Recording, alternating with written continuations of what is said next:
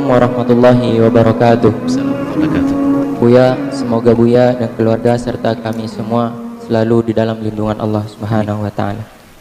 Saya mohon penjelasannya Buya, bagaimana kalau kita merasa tidak berhak untuk menerima zakat, tetapi orang lain tetap memberi kita zakat? Lalu apa yang harus kita lakukan Buya? Mohon penjelasannya. Terima kasih. Assalamualaikum warahmatullahi wabarakatuh.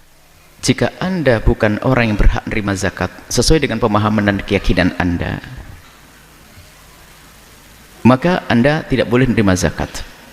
Tidak boleh berpura-pura menerima lalu dikasihkan ke orang lain, karena Anda harus mendidik orang. Contoh, Ustadz tidak berhak menerima zakat. Jangan atas nama fisabilillah lalu Ustadz menerima zakat. Kalau Ustadz fakir, bilang fakir, jangan bilang fisabilillah. Jihad di jalan Allah, yang perang di jalan Allah pun yang mendapatkan zakat hanya yang gratis perangnya, sukarela. Kalau sudah digaji oleh negara nggak boleh zakat, nggak boleh nerima zakat. Jangan sampai Ustadz, wah fisabilillah, fisabilillah. Ini yang menghabiskan hartanya orang fakir tuh di saat Ustadz digelari dengan fisabilillah. Semuanya pakai gelar fisabilillah, fisabilillah. Contohnya kalau Anda seorang Ustadz yang Anda sudah cukup, bukan orang yang melarat, lalu tiba-tiba ada seorang memberikan zakat kepada Anda atas nama Ustadz karena pemahaman yang salah, maka Anda tidak boleh diam biarpun tidak nerima. Nanti saya kasih orang, Anda kasih tahu, saya tidak boleh. Biar tahu bahasanya saya Ustadz, zakat tidak boleh diberikan kepada Ustadz. Kalau Ustadz yang fakir nggak usah pakai gelar Ustadz, nggak ada. Nama sedekah lil asatidah nggak ada itu, fuqara masakin. Ustadz nggak ada. Kalau Ustadznya fakir lebih berhak memang dia, karena dia fakir.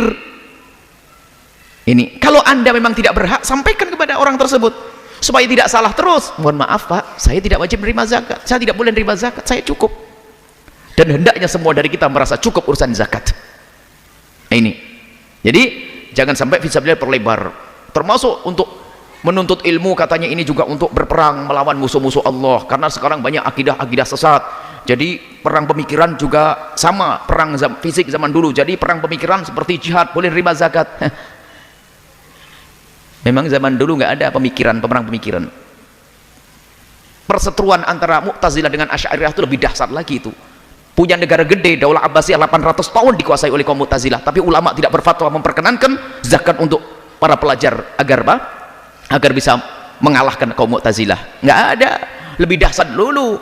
Sekarang mana? Nggak sedahsyat zaman itu. Mereka pemikiran membuat buku, mengarang.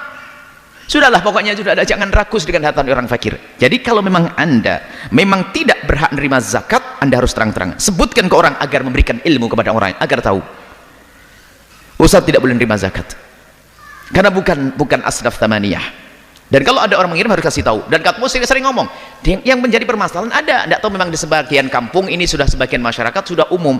Termasuk waktu itu pertama kali kita keluarkan suara ini di media-media, banyak yang telepon, banyak yang mengirim orang untuk klarifikasi. Biarpun banyak kalimat fitnah, katanya Buya Yahya melarang Ustadz ngumpulin zakat. Saya tidak melarang Ustadz ngumpulin zakat. Yang saya bilang Ustadz dilarang menerima zakat, dirubah kalimatnya untuk fitnah, ngumpulin zakat ini. Sama katanya Buya tidak boleh masjid ngumpulin zakat, ada fitnah lagi. Tidak, saya tidak mengatakan masjid tidak boleh ngumpulin zakat, masjid tidak boleh dibangun dari zakat. Itu yang kami sampaikan berdasarkan fatwa para ulama.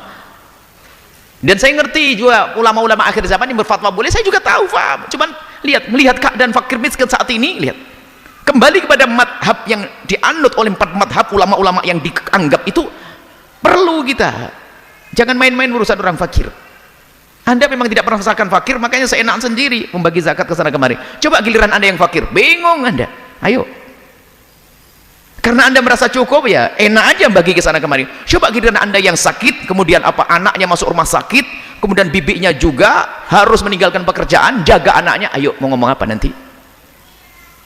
Sudahlah, jangan rakus dengan hartanya orang fakir. Sudahlah, selesai. Wah, ramai waktu itu, ada yang marah, ada ini. Alhamdulillah kalau saya dimarah, saya tidak menyampaikan sesuatu yang salah. Saya meyakini ini benar karena ini saya ambil dari fatwa para ulama, bukan fatwa saya. Mohon ini diresapi. Kalau memang Anda tidak yakin dengan apa yang kami omongkan, ayo besok saya ajak ke tempatnya orang fakir. Di daerah Sendang saja masih, di daerah ini berkembang. Ada yang anaknya tidak bekerja, macam-macam.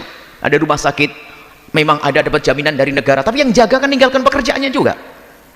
Ini memang harus serius masalah urusan zakat ini. Sudahlah, betul, Anda jangan tamak dengan duit zakat. Kalau memang Anda tidak berhak menerima zakat, katakan saya tidak berhak menerima zakat, selesai. Dan sampaikan kepada orang lain agar Anda tidak diberi zakat. Oh, saya teriak-teriak begini saja masih ada yang ngirim, Buya ini zakat untuk Buya. Oh, ini kayaknya kenal-kenal lahir tok, tidak pernah ngaji ya. Ada zakat Buya, zakat untuk Buya. Oh, zakat untuk Buya. Alhamdulillah saya cukup, biarpun tidak kaya cukup deh, alhamdulillah nggak pakai zakat. Maksudnya apa? Kita sudah ngomong begitu saja, teriak-teriak, lihat televisi, radio, mimbar berkali-kali masih salah. Kalau saya diam bagaimana kira-kira? Bahkan kadang orang yang dekat dengan kita kelihatannya kalau datang ke majelis tidur itu, besok ngirim zakat buat Buya. La ilaha illallah. Nah ini problem ini ya, jangan ngantuk di sini, melek. Kalau ngaji melek, zakat kirim Buya, zakat untuk Buya. Balikan telepon orangnya, kalau zakat untuk saya bagi, oke. Bahkan saya juga bagi zakat. Dan sampai hari ini pun banyak orang yang belum kita selesaikan. Bagaimana duit saya bangun untuk pondok. Kita ada duit pondok, ada duit zakat, ada rekening zakat. Ternyata untuk menyelesaikan kasus orang sakit, orang yang tidak mampu, nggak cukup duitnya. Bagaimana akan kita gunakan bangun pondok Al-Bahjah? Di mana masuk akal enggak? Sekarang ada orang daftar, Buya saya minta dibantu begini-begini, nggak ada duit zakat. Terus kira-kira hati nurani saya di mana kalau saya untuk bangun pondok? Gimana? Coba Anda pikirkan.